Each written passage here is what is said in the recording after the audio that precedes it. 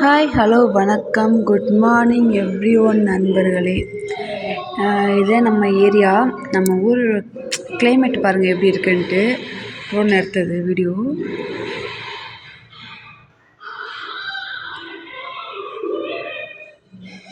எப்படி இருக்குன்னா இருக்குங்களா?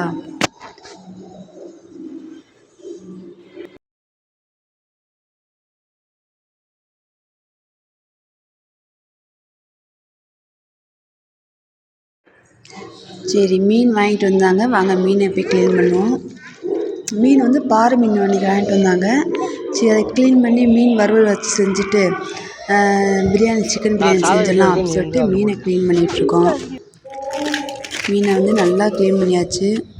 அடுத்து வந்து ஒரு பாத்திரத்தில் வந்து எடுத்து போட்டு மாற்றிக்கலாம். தண்ணி வரும் அப்படியே மலை சாரல் மாதிரி அப்படியே தூவணும்.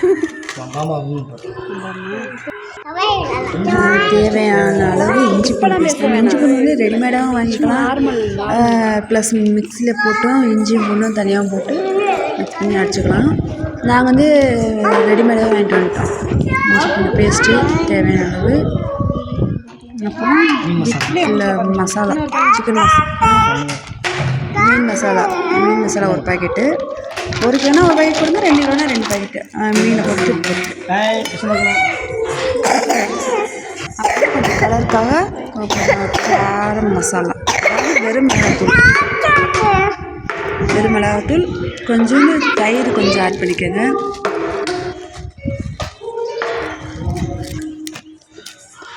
அப்புறம் ஒரு முட்டை ஒன்று போட்டுக்கிட்டோம் நாங்கள்.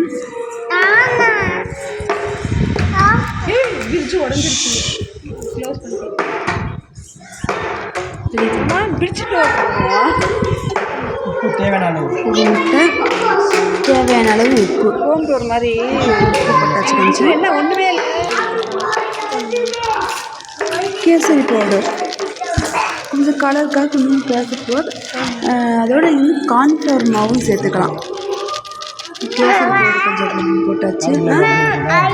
கொஞ்சம் அப்படியே போட்டு அதை திங்கிறத அதோட கொஞ்சம் கார்ன்ஃப்ளவர் மாவும் கொஞ்சம் போட்டுக்கலாம். போட்டோம்னா அந்த இது மசாலா ஊற்ற முடிச்சிட்டிங்களா, அது வந்து எண்ணெயில் மீன் பொரியும் போது கொஞ்சம் இதாகாமல் இருக்கும், போகாமல் இருக்கும்.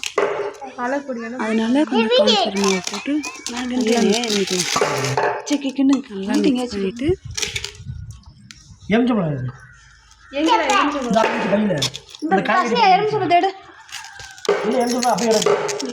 என்ன நாட்டத்துக்குமா நீ மாடிக்கு போயிட்டே இருந்தப்ப அப்பா அப்பான்னு மாடிக்கு வரத்துக்கு அந்த நீ போங்கிறதுக்கு 1/2 பாக்கெட் போட்டுருக்கலாம்.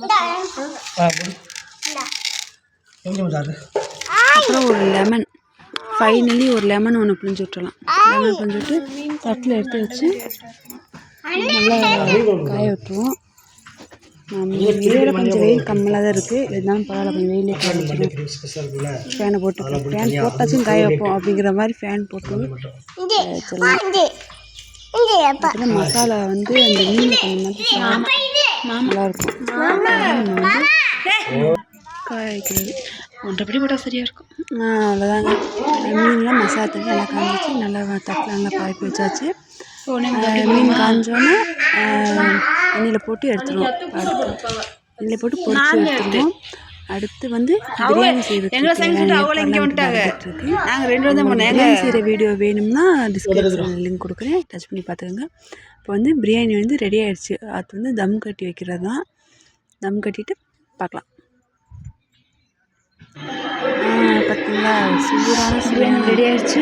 பிரியாணி ப்ளஸ் மீன் எப்படி இருக்குன்னு பாருங்கள். நல்லா சிக்கனும் நல்லா நல்லா மைமையாக நல்லா வெந்திருக்கு. ரைஸும் அதே மாதிரி டேஸ்ட்டாக இருக்குது. மீன் பார்த்திங்களா, மீன் நல்லா வெந்திருக்கு.